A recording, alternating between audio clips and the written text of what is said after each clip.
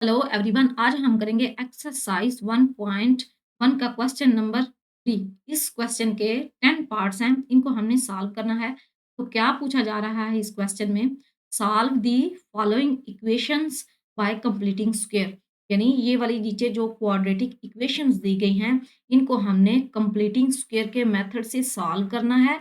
उसके बाद हमने जो एक्स की वैल्यूज हैं इन इक्वेशंस में, उनको क्या करना है? फाइंड करना है। तो सवाल ये पैदा होता है कि कंप्लीटिंग स्क्वायर किसे कहा जाता है। तो सबसे पहले हम ये जो कंप्लीटिंग स्क्वायर है इसके बारे में लर्न कर लेते हैं। उसके बाद ये वाले जो क्वेश्चंस हैं उनको स्टेप बाय स्टेप सॉल्व करें। तो कंसेप्चुअल अगर बात करें कंप्लीटिंग स्क्वायर की, तो कंप्लीटिंग स्क्वायर किसे बोला जाता है? इसके नाम में ही देखें अगर हम, तो कंप्लीटिंग यानी कंप्लीट करें इसको, स्क्वायर को। स्क्वायर किसे बोला जाता है? यानी अगर किसी अदद के ऊपर स्क्वायर दिया गया हो तो उसको हम बोलते हैं कि ये स्क्वायर की फॉर्म में है। तो स्क्वायर को क्या करना है? हमने कंप्लीट करना है। कौन से स्क्वायर को कंप्लीट करना है और कैसे कंप्लीट करना है, इसको हम सीखते हैं। जैसे हमने ये 9th क्लास में एक फार्मूला पढ़ा था, ए प्लस बी होल का स्क्वायर। ये हमारे पास किसके इक्वल होता है? A square plus 2 B plus B का स्क्वायर। तो यानी ये वाला एंड और ये वाला एंड दोनों आपस में क्या हैं? इक्वल हैं। यानी इस वाले एंड का मतलब क्या है? जैसे ये 2 मल्टीप्लाई बाय 2 हो, तो इसको हम क्या लिख सकते हैं? 2 की पावर 2। इसी तरह ये a प्लस बी की पावर 2 है, तो इसको हम कैसे लिख सकते हैं? a plus B into A plus B, यानी 2 दफ़ा लिख सकते हैं। और जब इन 2 टर्म्स को हम आपस में मल्टीप्लाई करवाएँ, तो हमारे पास ये 3 टर्म्स आ जाती हैं। तो जब ये 3 टर्म्स इस तरह से लिखी हों, हम इनको इस वाली फॉर्म में लिख सकते हैं।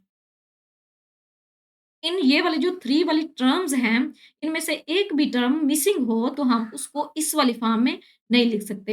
यानी अगर हमारे पास ये बी दिया ही ना हो, तो हम इसको इस फॉर्म में नहीं लिख सकते। तो हमने यही फाइंड करना है कि अगर हमारे पास एक टर्म मिसिंग हो, तो उसको हमने कंप्लीट स्क्वायर में कन्वर्ट करना है, तो वो हम कैसे करेंगे? यानी ये वाली जो थर्ड वाली टर्म है, उसको हम किधर से कैसे फाइंड करेंगे? जब ये थर्ड वाली टर्म हमें मालूम हो जाएगी, तो हम क्या कर सकते हैं? उसको इज़िली इस फॉर्म में लिख सकेंगे। इस तरह की सिचुएशन जिसमें ये थर्ड वाली टर्म मिसिंग हो, तो इस वाली टर्म को फाइंड करके इस वाली फॉर्म में हमने लिखना है। तो इसी काम को हम बोलेंगे कंप्लीटिंग स्क्वायर। यानी जो टर्म मिसिंग है उसको फाइंड करके इस वाली जगह पे लिखना है। जब ये 3 टर्म्स हो जाएँगी, तो हम उनको इस वाली फॉर्म में इज़िली लिख सकते हैं। इसी को बोलते हैं कंप्लीटिंग स्क्वायर। तो कंप्लीटिंग स्क्वायर किसे बोला जाता है? आपको थोड़ी बहुत समझ आ गई होगी। अब हम ये जो मिसिंग टर्म है, इसे कैसे फाइंड करना है? 3 से 4 स्टेप हैं। हम क्वेश्चन नंबर 3 के पार्ट नंबर 1 को सॉल्व करते हैं डिटेल में। तो आपको वो वाले स्टेप्स को फॉलो करना है और आप इज़िली ये थर्ड वाली टर्म मालूम करके, तो उसको हम ये कंप्लीटिंग स्क्वायर वाले फॉर्म में लिख सकेंगे। तो चलिए पार्ट नंबर 1 को सॉल्व करते हैं। तो ये है हमारे पास पार्ट नंबर 1। पार्ट नंबर 1 को हमने कंप्लीटिंग स्क्वायर के मेथड से सॉल्व करके एक्स की वैल्यूज़ को फाइंड करना है। तो कंप्लीटिंग स्क्वायर मेथड को कैसे सॉल्व करना है? हमारे पास स्टेप्स हैं। सबसे पहला जो स्टेप है, हमने क्या करना है?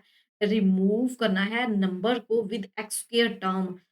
अब देखें, ये वाली जो एक्स स्क्वायर वाली टर्म है, अगर इसके साथ ये वाला जो नंबर है, वो परफेक्ट स्क्वायर ना हो, मतलब क्या है इसका? जैसे अगर इधर लिखा होता 4, तो 4 किसका परफेक्ट स्क्वायर है? इसको हम ऐसे लिख सकते हैं, यानी 2 का परफेक्ट स्क्वायर क्या है? 4 का।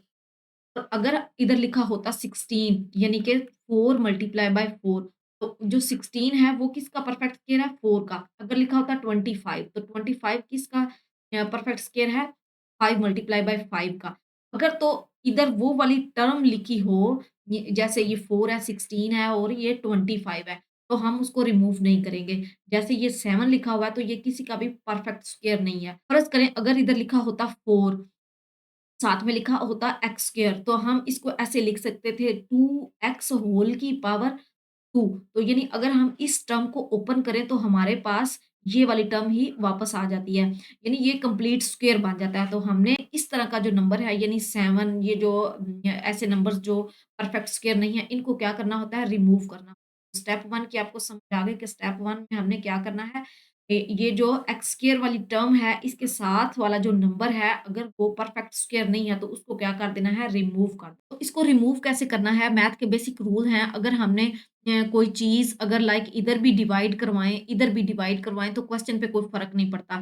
तो इस तरह से हम ये आगे वाले नेक्स्ट स्टेप में हम इसको ऐसे लिख लेंगे 7x का square by 7 plus 2x over 7 2x over 7 minus 1 over 7 और इसको जब हम 0 को किसी भी टर्म से डिवाइड करवाएँ तो हमारे पास क्या आ जाता है 0 ही आ जाता है। तो ये 7 7 से कैंसल हो जाएगा। तो इस तरह से हमारी ये वाली टर्म में ये वाला जो नंबर था वो क्या हो गया रिमूव हो गया। तो इस तरह से हमने इस क्वेश्चन को सॉल्व कर तो इसको प्रॉपर वे में हम सॉल्व करते हैं। ये मैंने लिख दिया है डिवाइड 7 ऑन बोथ साइड्स यानी जो 7 है इसको हम दोनों साइड पे क्या करवा देंगे डिवाइड करवा देंगे। 7 एक्स का square plus 2x minus 1 by 7 equals to 0 by 7। तो इस साइड पे अगर नेक्स्ट हम सॉल्व करें तो x का square by 7 plus 2x by 7 minus 1 over 7 equals to ये वाला जो है 0 को किसी भी हिस्से से डिवाइड करवाएं तो हमारे पास आता है 0। इस साइड से ये वाला 7 इस वाले 7 से कैंसल तो इधर आ जाएगा हमारे पास एक्स स्क्वायर और ये आगे next 2x by 7 minus 1 over 7 equals to 0। अब बारी आती है हमारे पास स्टेप नंबर 2 की। स्टेप नंबर 2 में हमने क्या करना है, move constant term to the right hand side. यानी ये वाला जो क्वेश्चन है हमारे पास, इसमें ये वाली जो कांस्टेंट टर्म होगी दूसरे क्वेश्चन में भी, उनको हमने क्या करना है, ये राइट हैंड साइड पे शिफ्ट कर देना है। तो कैसे करना है, x square plus 2x by 7 तो ये -1 ओवर 7 है, तो इस साइड पे आके +1 ओवर। तो अब आगे सॉल्व करने के लिए हमने ये वाली जो लेफ्ट हैंड साइड है, इसको हमने कंप्लीट स्क्वायर की फॉर्म में लेके आना है। कंप्लीट स्क्वायर में लेके आने के लिए हमारे पास इधर जो थर्ड टर्म है वो गायब है, इसको हमने मालूम करना है। तो इसको मालूम करने के लिए हम क्या करेंगे, इधर आती है स्टेप नंबर 3 की बारी कि आपने हर क्वेश्चन में जो x का कोएफिशिएंट होगा, multiply coefficient of x by 1/2। तो इधर देखिए x का कोएफिशिएंट क्या है हमारे पास 2/7 है। तो 2/7 को हम मल्टीप्लाई करवा देंगे 1/2 के साथ। तो 2 2 से कैंसल तो हमारे पास आंसर क्या है 1/7। तो जो भी आंसर आए जैसे इधर क्या आया 1/7 1/7 के स्क्वायर को हमने इस साइड पे भी ऐड करवा देना है और इस साइड पे भी ऐड कर देना है। तो हमारे पास ये वाली जो टर्म होगी यानी लेफ्ट हैंड साइड जो होगी वो हमारे पास एक कंप्लीट स्क्वायर बन जाएगी। इसको आप प्रॉपर वे में सॉल्व करते हैं। इधर आपने लिख लेना है एडिंग 1/7 का स्क्वायर ऑन बोथ साइड्स। हम इसको ऐड करेंगे x square plus 2 over x square plus 2 over 7 x plus 1 over 7 का स्क्वायर इस साइड पे भी ऐड करवाना है और इस साइड पे भी 1/7 प्लस 1/7 का स्क्वायर। अब आपने सिंपली जो है ये वाली टर्म लिख के ऐसे एक्स और ये वाली जो टर्म है इसको लिख के 1/7 जो है और दरमियान में आपने मिडल टर्म का साइन देखना इधर प्लस लिखा हुआ है तो इधर आपने प्लस डाल देना है और ऊपर आराम से स्क्वायर डाल देना है और इस साइड पे आपने ये 1/7 प्लस 1 1 का स्क्वायर क्या होता है 1 और 7 का स्क्वायर ओपन करें तो ये आ जाएगा 49 यानी ये वाला जो स्क्वायर है 1 का भी स्क्वायर है और 7 का भी स्क्वायर है तो ये आ जाएगा 49। ये वाली टर्म अब देखें हमारे पास कंप्लीट स्क्वायर बन गया यानी अगर हम इस वाली टर्म को ओपन करें तो हमारे पास ये वाली टर्म आ जाती है कैसे वाला जैसे हमने वो वाला फार्मूला पढ़ा हुआ है ए प्लस बी होल का square A square plus 2ab plus B का स्क्वायर। तो हम इस लिहाज से इसको ओपन करें यानी ए का स्क्वायर यानी पहली टर्म का स्क्वायर प्लस 2a बी और प्लस बी का स्क्वायर। तो देखिए ए का स्क्वायर ए से मुराद पहली टर्म तो इधर हमारे पास पहली टर्म क्या है एक्स और आगे ये 2 फार्मूले का लिखा हुआ है हमने ए इधर भी हम क्या लिखेंगे ए यानी कि एक्स और इधर क्या आगे क्या है हमारे पास बी तो इधर बी हमारे पास क्या है 1/7 और लास्ट पे बी का स्क्वायर यानी 1/7 का स्क्वायर। तो इसको हम क्लोज करें तो एक्स का स्क्वायर आ जाएगा प्लस 2x को मल्टीप्लाई करें 1 के साथ तो ये आ जाएगा 2x डिवाइड हो जाएगा ये 7 के साथ प्लस 1 ओवर तो ये 1 ओवर 7 होल का स्क्वायर ये अगर हम तो ये वाली जो टर्म है हम इनको अगर मैच करें इसके साथ देखिए सेम बाय सेम है इसलिए हमने ये वाली जो टर्म है इनको हमने ये स्क्वायर वाले फॉर्म में लिख लिया। तो हमने इस वाले फार्मूले की मदद से चेक भी कर लिया कि हमारा क्वेश्चन ठीक है ये नहीं। यानी ये वाली जो फॉर्म है, ये वाली जो 3 टर्म्स हैं, इस फार्मूले के लिहाज से हमने इसको कंप्लीटिंग स्क्वायर में चेंज कर दिया। यानी ये वाला जो फार्मूला है, इसके लिहाज से तो इसकी ये वाली 3 टर्म्स ही थी, तो हमने इसको इसमें ऐसे स्क्वायर कर दिया था। इस क्वेश्चन के लिहाज से ये वाली जो 3 टर्म्स हैं, इनका ये वाला स्क्वायर बनता है। आगे हम नेक्स्ट सॉल्व करें तो इसको हम लिखेंगे x प्लस 1/7 होल का स्क्वायर इक्वल्स टू अब हमने इनको सॉल्व करना है। ये हमारे पास फ्रैक्शन की फॉर्म में है और दरमियान में क्या दिया हुआ है प्लस तो इसका हम लेंगे एलसीएम किसका 7 का और 49 का। ये आ जाएगा 7 1s are 7 7 7s are 14 7 1s are 7 और 7 को 7 से मल्टीप्लाई करेंगे तो ये हमारे पास इधर हम इसका जब एलसीएम लेंगे तो इधर आ जाएगा 49। अब हमने ये वाला जो पहले वाली फ्रैक्शन वाली फॉर्म है, इसका ये जो नीचे वाला डिनोमिनेटर है, इसको और इसको आपस में क्या करना है, डिवाइड करना है। यानी 7 को 49 पे डिवाइड करवाएँ तो ये हमारे पास आ जाएगा 7 और जो भी आंसर आया इधर 7 आया तो 7 को ऊपर वाली यानी न्यूमिनेटर से जब हम मल्टीप्लाई करना है तो वो आ जाएगा 7 1s आर 7 प्लस। इसी तरह से हमने ये सेकंड वाली फ्रैक्शन को देखना है और 49 को जब हम 49 से क्या करना है, डिवाइड कराना है तो आंसर क्या आ गया, 1 आ गया। जो भी आंसर आएगा ऊपर वाले न्यूमिनेटर के साथ हमने क्या कर देना है मल्टीप्लाई कर देना है 1s आर 1 तो इधर क्या लिख देंगे 1 लिख x प्लस 1/7 होल का square equals to 7 plus 1 equals to 8/49।